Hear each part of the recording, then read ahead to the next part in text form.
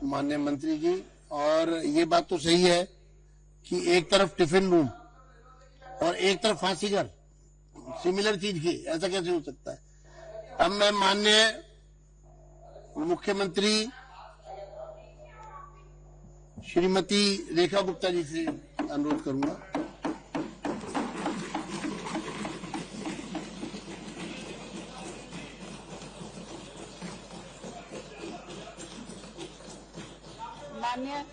माननीय अध्यक्ष जी, अभी हमारे आदरणीय मंत्री सिरसा जी ने कहा कि केजरीवाल बेवकूफ आदमी था। मैं इनसे बिल्कुल सहमत नहीं हूं, कतई सहमत नहीं हूं जी।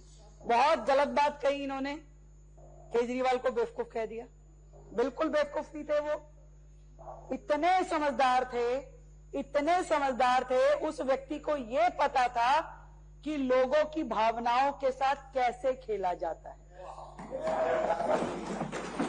एक डिग्री नहीं थी उनके पास, कई डिग्रियां थी। फाइनेंस की डिग्री थी जिससे वो IRS बने, उनके पास साइकोलॉजी की डिग्री थी जिससे उन्होंने लोगों की भावनाओं को कैसे कब्जा किया जाता है, उनके साथ कैसे खेला जाता है, जनता को कैसे धोखा दिया जा सकता है। और पहले दिन से उनकी क्रियाकर्मों में वो दिखाई देता था। एक्टिंग की भी डिग्री थी, यस, ये सही कहा उन्होंने, प्रवेश जी ने, एग्री। ड्रामा कंपनी की भी डिग्री थी, झूठ बोलने का भी कोई सर्टिफिकेशन कोर्स होगा वो भी था। इतना पढ़े लिखे समझदार व्यक्ति थे वो कि उनका एक एक किया हुआ कृत्य किसी ना किसी कारण के कारण होता था। वो मफलर भी पहनते थे तो कारण था, वो 2 नंबर फालतू की शर्ट भी पहनते थे तो कारण था, वो 2 रुपए का पेन जेब में रखते थे कारण था, छोटी सी कार रखते थे कारण था, गंदी टूटी चप्पल पहनते थे तो कारण था, हर चीज का कारण था।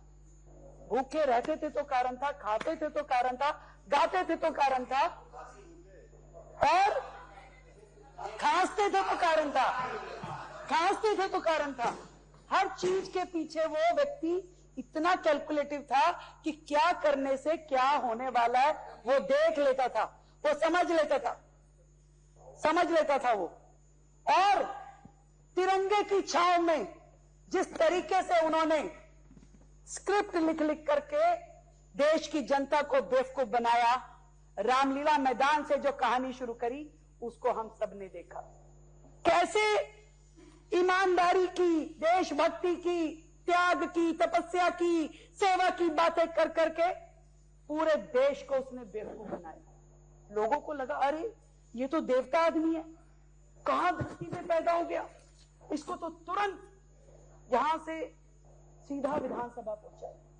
वो आदमी भी बेचारा जनता को दिखाते हुए कि नहीं मैं चाहता नहीं, परंतु मुझे तो चुनाव लड़ना पड़ेगा, मैं बनना नहीं चाहता मुख्यमंत्री, मुझे बनना पड़ेगा, बड़े बंगले में मेरा दिल नहीं है रहने का, मुझे रहना पड़ेगा, शीश महल बनवाना पड़ेगा, कोई आइटम अगर नहीं भी लिखी हुई उसको लेना पड़ेगा। पत्थर तो महान आत्मा है, व्हाइट संगमरमर के बिना कैसे चलेगा।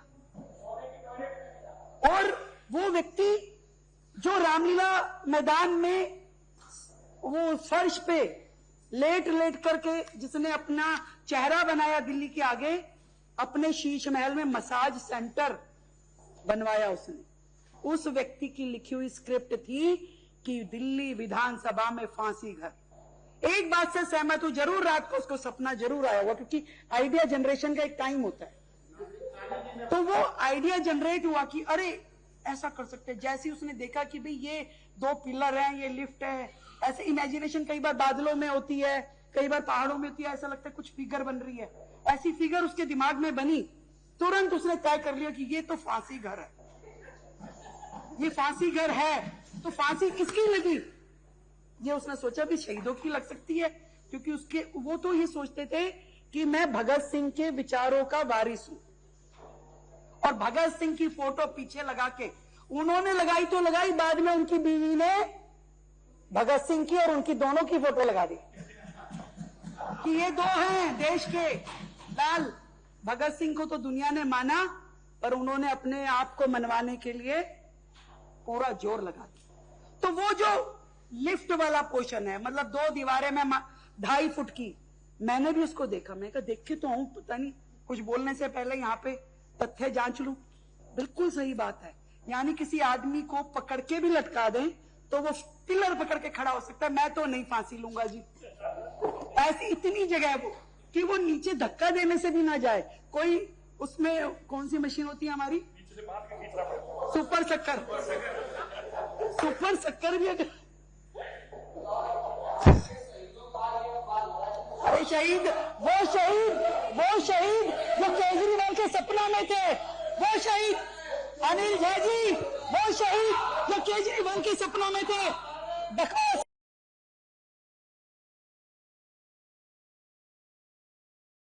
साइलेंट रहिए, साइलेंट रहिए, 1 मिनट के लिए बोलोगे नहीं? साइलेंट रहिए, साइलेंट रहिए।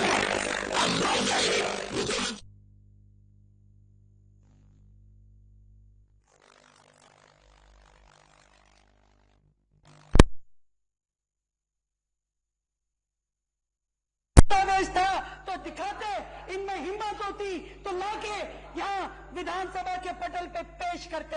हिम्मत नहीं थी, उठ के भाग गए। उन्हें पता था कि क्या जवाब दें।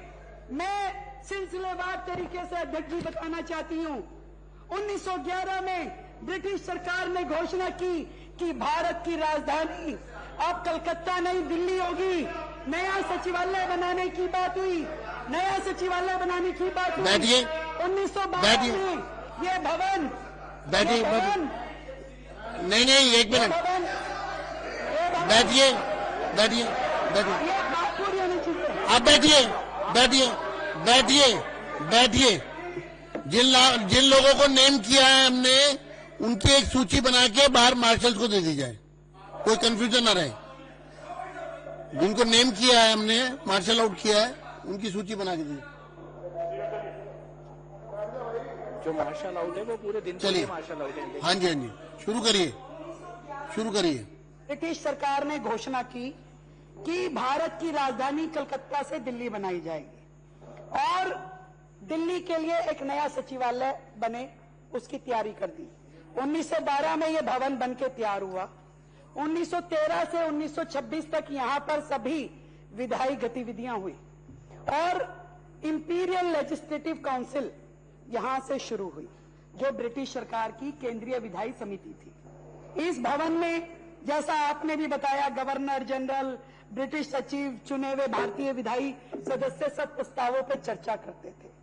एक ऐतिहासिक भवन जहां कानून बनाए जाते थे, एक ऐतिहासिक भवन जो इतिहास के पन्नों में दर्ज है, जिसका डिजाइन जो है ब्रिटिश सरकार की उनकी डिजाइनिंग के हिसाब से बनाया गया।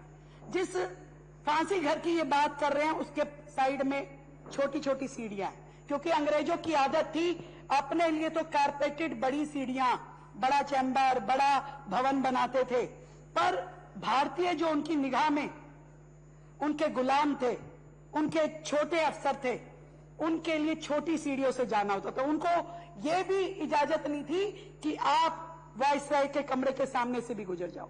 वो सीढ़ियां उन भारतीय अफसरों के लिए थी, उन भारतीय कर्मचारियों के लिए थी जो उन सीढ़ियों में से जाके ऊपर बैठ के खाना खाते थे, और वो टिफिन सर्विस, वहीं से वो टिफिन जाता था और ऊपर जाता था। सेम एक जैसे दोनों जगह बने हैं, और ऐसा बाकी सरकारी बिल्डिंगों में भी बना है। यदि आप इसकी इंक्वायरी बिठाएंगे तो उसमें आपको पता चलेगा।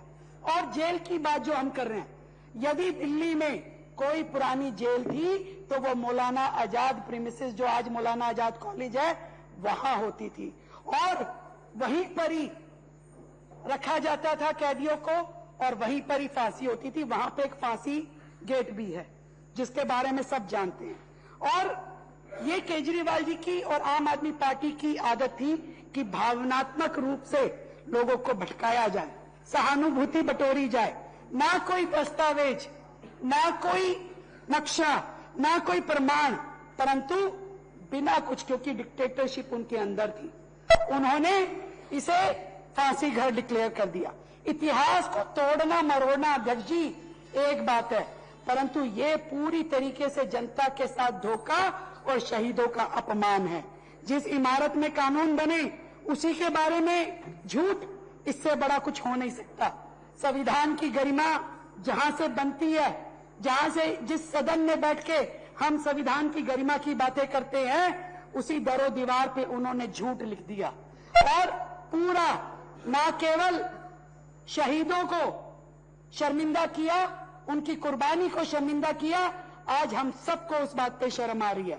झूठ बोलने की बीमारी, झूठ बोलने की बीमारी, झूठ बोलने की बीमारी उस व्यक्ति में शुरू से थी और भावनाओं को टूल के रूप में वो इस्तेमाल करता था, टूल के रूप में। Emotional drama, emotional blackmail.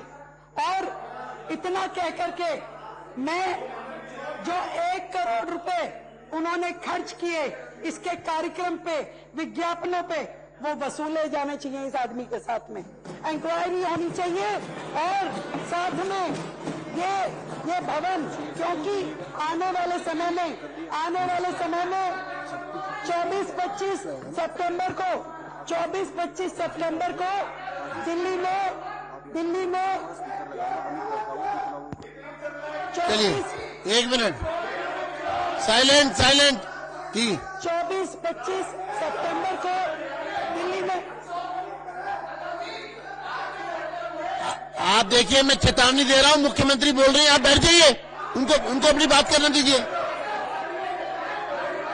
बैठ जाइए मुख्यमंत्री जी, आप अपनी बात जारी रखिए। 24-25 सितंबर को बैठिए 24-25 सितंबर को दिल्ली में ऑल इंडिया स्पीकर मीट होने वाली है, ऑल इंडिया स्पीकर कॉन्फ्रेंस होने वाली है। मैं ये चाहती हूँ कि ऑल इंडिया स्पीकर मीट होने से पहले इस झूठ की बिल्डिंग को हटाना होगा। मुख्यमंत्री देखिए, आप मुख्यमंत्री जी को बोलने दीजिए, मैं कार्रवाई करूंगा। मुख्यमंत्री जी को अपना वक्तव्य देने दीजिए, शांति रखिए। बिल्कुल, मैं खड़े होकर आपको चेतावनी दे रहा हूं, मैं कार्रवाई करूंगा। बैठिए, आप भी बैठिए। मुख्यमंत्री जी बोल रहे हैं, कोई नहीं बोलेगा अभी, उनको अपनी बात पूरी करने दो। अध्यक्ष जी, मैं ये चाहती हूं कि 24-25 अगस्त को जो all India speaker conference Delhi में होने वाली है, देश भर के स्पीकर दिल्ली में आएंगे, इस बिल्डिंग को देखेंगे, तो ये झूठ का परिंदा, जो झूठ की पोटली यहाँ पे रखी हुई है, इसको उससे पहले हटा देना चाहिए। ये यहाँ नहीं होना चाहिए, क्योंकि हम क्या दिखाएंगे उनको? बैठिए। बिल्कुल, क्या बोलेंगे उनको? बिल्कुल हटा देना चाहिए और बिल्कुल हटा देना चाहिए। जनता का पैसा 1 करोड़ रुपए जो इन्होंने खर्च किया इसके ऊपर वो वसूलना चाहिए, FIR होनी चाहिए, इंक्वायरी बिठाई जानी चाहिए और 1-1 रुपया जनता का वसूल होना चाहिए। मैं भी आपसे इल्तिजा है।